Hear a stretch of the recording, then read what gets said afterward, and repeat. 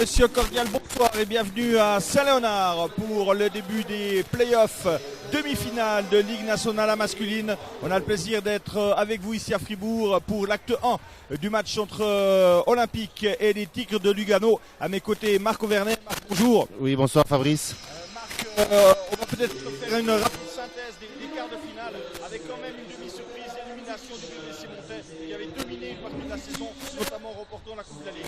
Oui, une grosse surprise, une grosse déception je pense pour le BBC Montais qui avait toutes les cartes en main dans ce quart de finale en étant dans le 5e match décisif à la maison.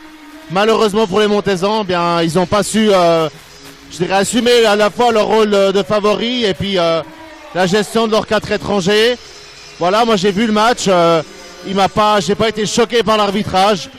C'est le basket, c'est aussi voilà, la joie du sport, rien n'est jamais acquis. Oui, car rarissime, un Montais qui menait 2-0 dans la série et qui la perd 3-2, c'est un cas à peu près que l'on retrouve une fois sur 20 dans le basket helvétique. Hein. C'est vrai que dans les mémoires des playoffs, ce sont des situations extrêmement rares. Maintenant, voilà, ça arrive, c'est aussi la beauté du sport. Et aujourd'hui, Fribourg est prévenu que Lugano, ils sont à 3 victoires de suite et apparemment une grande confiance les habite. Qualification quand même plutôt aisée pour le Fribourg Olympique et les Lions de Genève 3-0. Et puis aussi Union de Châtel qui certes passe en 4 matchs, mais qui aura tremblé tant au premier qu'au dernier match face à San Massagno. Oui, on peut dire que Fribourg maintenant, c'est vrai qu'ils ont eu peut-être